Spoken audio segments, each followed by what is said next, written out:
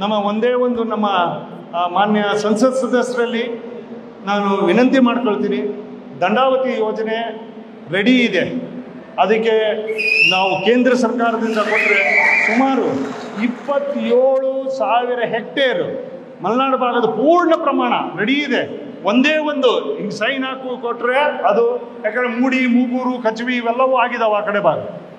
ಅದಕ್ಕೆ ನೀರು ಬೇಕು ಅಂದರೆ ಕಂಪ್ಲೀಟಾಗಿ 2-3 ಬೆಳೆಗೆ ನೀರು ಬೇಕು ಅಂದರೆ ಶರಾವತಿ ಹಿನ್ನೀರು ನಮ್ದು ಡೆಡ್ ಸ್ಟೋರೇಜ್ ಏನಿದೆ ಅದರಿಂದ ದಂಡಾವತಿ ನೀರಿಗೆ ಮಾವಿನಹಳ್ಳಿ ಮುಖೇಣ ಮತ್ತು ವರದಾ ನದಿ ಮುಖೇಣ ನಮಗೆ ನೀರು ಹರಿಸ್ಬೋದು.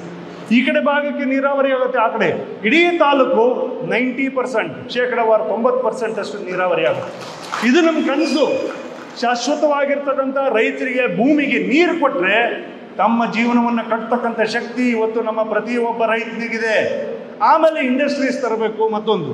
ಮತ್ತು ಇದ್ರ ಜೊತೆಗೆ ಸಂಸತ್ ಸದಸ್ಯರಲ್ಲಿ ವಿನಂತಿ ಮಾಡ್ಕೊಳ್ತೀನಿ, ತಾಳಗೊಪ್ಪ ರೈಲ್ ಮಾರ್ಗವನ್ನು ಸೊರಬ, ಆನ್ಮಟ್ಟಿ ಮುಖೇಣ, ಹಾನಗಲ್, ತಡಸ್ ಮುಖೇಣ ಹುಬ್ಳಿಗೆ ಸೇರಿಸಬೇಕು.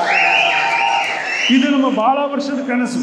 ನಮ್ಮ ಅಪ್ಪರಿದ್ದಾಗ್ಲಿಂದನೂ ನಾನು ಕೇಳ್ಕೊಳ್ತಾ ಬಂದೀನಿ, ಇದನ್ನು ಮಾಡೋಣ. ಅಲ್ಲಿ ಡೆಡ್ ಮೂಲೆ ಹೋಗಿ ರೈಲು ಬಂದು ನಿಂತು ವಾಪಸ್ ಬೆಂಗಳೂರಿಗೆ, ಮೈಸೂರಿಗೆ ಹೋಗುತ್ತೆ. ಅದನ್ನು ನಾವು ಮುಂದುವರ್ಸ್ಕೊಂಡ್ರೆ ಹುಬ್ಳಿಗೆ ಹೋಗಿ ಸೇರಿಸ್ಬೋದು. ಇದರಿಂದ ನಮ್ಮ ಯಾವುದೇ ಒಂದು ಇಂಚು ಕೂಡ ಫಾರೆಸ್ಟ್ ಕೂಡ ಬರೋದಿಲ್ಲ, ಎಲ್ಲೂ ಕೂಡ ನಿಮಗೆ ಅಕ್ವಿಸಿಷನ್ ಪ್ರೊಸೀಡಿಂಗ್ಸ್ ಇಲ್ಲ. ನೀವು ಅದನ್ನು ತತ್ಕ್ಷಣ ರೈಲ್ವೆ ಡಿಪಾರ್ಟ್ಮೆಂಟ್ನವರು ವಿ ಸೋಮಣ್ಣವ್ರು ಇದ್ದಾರೆ ಮತ್ತು ಕೇಂದ್ರದಲ್ಲಿ ತಾವಿದ್ದೀರಿ, ತಮಗೆ ಇದಕ್ಕೆ ವಿನಂತಿ ಮಾಡ್ಕೊಳ್ತೀವಿ.